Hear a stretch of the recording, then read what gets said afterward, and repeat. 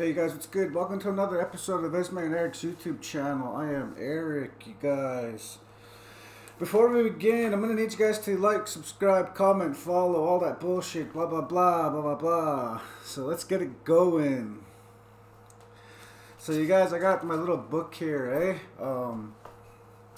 every time I get an idea, if I go I got back from Calgary, you know, all the times I'm just got time thinking, and I'll write down a story that, you know, something that I want to do a video on, And this season they kind of added up, I got this one called Me and the Boys Go to Cochrane, me, Dallas, Hind Bull, the late Kylie Hind Bull, or aka Kyle Hind Bull. We used to call him Kylie and he is a good sport. Kyle, Adrian Calling Jr. Shout out to Adrian Geronimo. Shout out to Dallas. The late Andy Gros Ventre Boy. He passed away a few years ago. Who else do we got in this story? Ashley Calling. Ashley passed away. He hung himself a couple of years ago in Moses Lake. Yeah, so a few of these guys passed on. Actually, it was just me, Dallas, and Geronimo alive, and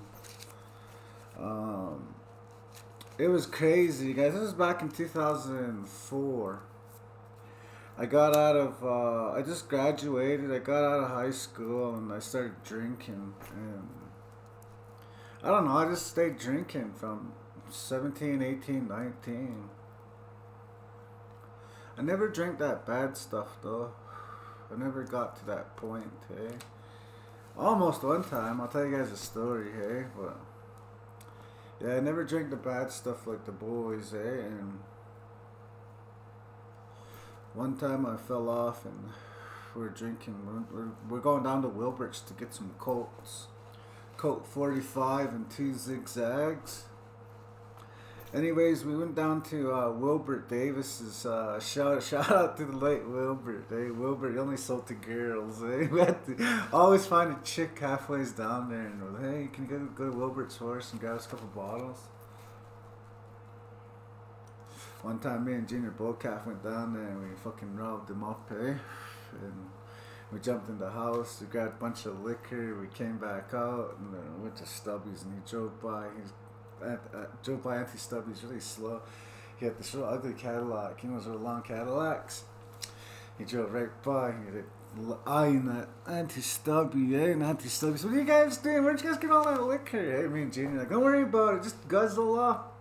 And then we started drinking that. Well, anyways, for that reason, he stopped selling to everybody, and then it just went to fucking turned into. Oh, he was who he was. He only sold to girls in the first place, anyways, and he had it coming if we did jump in his house. Anyways, we ended up. Anyways, me, Dallas, Kyle, Geronimo, and I put a filter in this bitch. Anyways, we're cruising down, or walking down Moses Lake. We're going to Wilbert's. We're gonna go try to find someone to get us a bottle. And we got by Emo's house, Emo Big Head's house. That's my shout out to my broski Emo. Emo ends up, Jack was outside of his house, and if it wasn't for Jack outside of his house cleaning up, we would have missed our ride, because we're gonna go just up the road, and we're gonna go into the tracks, and then we're gonna find somebody. I think it was Leah that was gonna go get us a bottle. Anyways, we ended up talking to Uncle Jack for a little bit. Jack just passed this year. Oh man, Jack Red Crow. Talking to us, preaching to us, telling us to stay away from booze. Yeah, we'll give it up. Anyways, Julian pulls up. This white truck pulls up. Hey, There's all five of us, eh? My hair's out. Dallas's hair's out. Geronimo has long hair. Fuck, we're just wasted. I didn't even have a shirt. This guy's walking. This guy's driving by and sees a couple guys walking, which is us. Stops by us and he's like, hey, you guys want to make some money? And I don't know, like, fuck, we're wasted, you know? Of course we're gonna make some money. He said, I need 6 solid looking people right now. Catch a bus in Standoff. I'll drop you guys off in Standoff. You guys catch a charter. I'll bring you guys to Cochrane.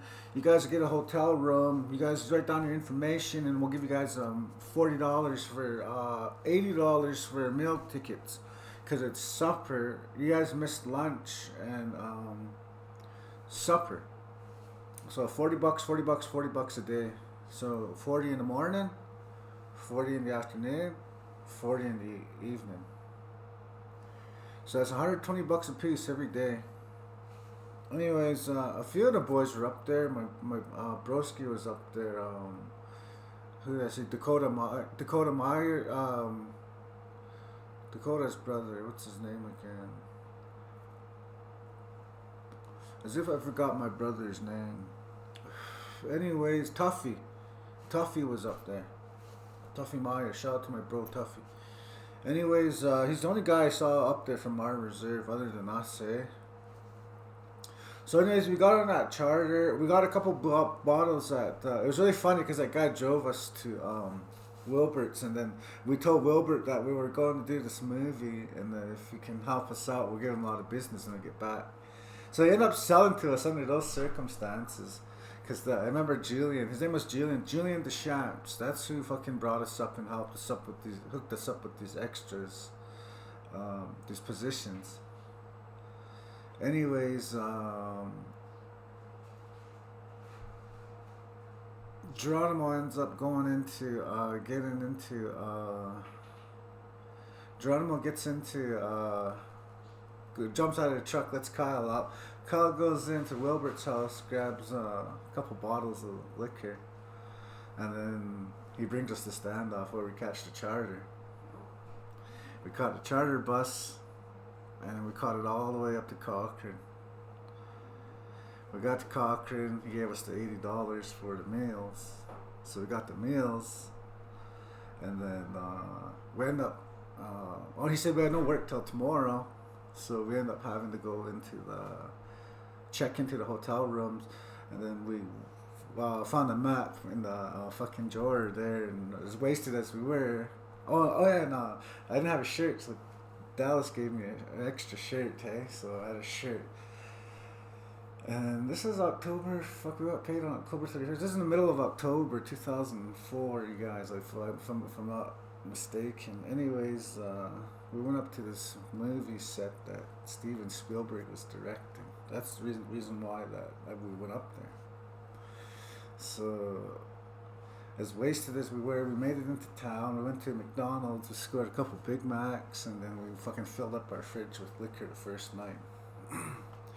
And the rest was a blackout, man. I remember just like nothing. I just remember coming to at the Good Eagle or whatever the fucking Big Chief or whatever that fucking arena is there. Woke up, we were having breakfast, and the boys were laughing at me. Hey, they're like, "You're asking for your woman?" Hey, and I was like, I don't think I was. Hey, till this day, the boys were probably just fucking with me. So we end up meeting Gary Busey. Gary Busey, I don't know. I got wrapped up some sexual assault charges, I think, in Hollywood just a couple months back, okay? But regardless of all that bullshit, you guys, we met Gary Busey there, and we saw, I can't remember who the other guy was. I think it was, we saw Spielberg on set. And then we saw him bossing this little guy around, which was fucking cool. I'll never forget that, you guys. This is why I'm telling the story of it, hey? Because the moral of my stories, I got to see, Spielberg, that's fucking awesome, And if you shake Gary Busey's hand, he came over, he shook our hand, and we almost got kicked off for that. But he explained to the fucking director there that he came over to talk to us, and he just asked us, are you guys bloods? I don't even know how the fuck he knew that. I don't know, maybe we're all different. Maybe we were taller, eh? Who knows? So, we end up sitting back down because I was scared because I was liquored out all night. So now I'm coming to. We're going to do the set. Now I know we can't really get drunk, eh? Because the boys always sneak a bottle on set, but they pretty much like had us naked, so we couldn't hide nothing, eh? So we end up going to, did the first shoot. We're around this fire or something. These guys did a kill or something like that, and then that's where this thing is staggered out. Anyways, we got out. Day 2. Or no, we got back to the hotel. We're done filming that day. Then we went back to the hotel room. Same thing. We did our routine. Went to McDonald's. Kyle was acting up. He went to Boston Pizza just up the street. He's like, I want a couple beers. And I give it to him. You know, not often the boys get to sit at the bar and have a drink at the fucking, in a proper place, proper setting. The boys never get that. So I gave it to Kyle. I just told the boys, yeah, let's go. He wants to he wants to, be alone, so we let him be alone. We ended up doing our routine. We went uptown. We got like a couple bottles. I got some Seagrams. Boys were laughing at me, saying, "Hey, Jinx coolers." Anyways, it was Andy's night to do laundry because that night before Kyle was doing our socks and our shirt, and they were just in our ginch, eh? And he's like fucking washing all our clothes. Anyways, the next day was Kyle's turn. Ashley's turn, and then Ashley fucking did our laundry. But it out, you guys. Anyways, he ended up doing our laundry that night, doing our socks. So we had our clean clothes because the boys took turns. They were up there for 4 days, you guys. Anyways, the next day, fast forward a couple days, filming and whatnot. It was time to check out. And then the guy told us that we had to go clean our mess, and we looked in the back. There's this football field in the back, right directly. When we look at our hotel room, there's a fucking football field. We never got to see that because we're filming during the days, and when it gets late, then we come back. Okay, so we never seen that. So that day when we had to check out, the fucking field was just full of straight Coke 45 bottles and Seagrams and whatever the fuck we were drinking that night. And fuck, it was nuts. We had to clean it up, hey, the fuck. I know those guys got a nice cut from the bottle deposit and all that shit. That charter brought us home. Kyle and Denver, Dallas started going at it. Dallas beat up Kyle, and that driver seen it, and he kicked off Dallas and Claire's home. Because we took 22X back. And then we took this fucking park road, town road park, something like that, back. And then we got onto Claire's home, the highway 2 or highway whatever it was, the main highway, back to McLeod. Anyways, he kicked off Dallas there, and then we thought, fuck, Dallas is have to walk by himself, like fuck, like it's him or all of us, fuck. So Ashley, solid as he was, ends up jumping off with he ends up jumping off with the brother, and yeah, he ends up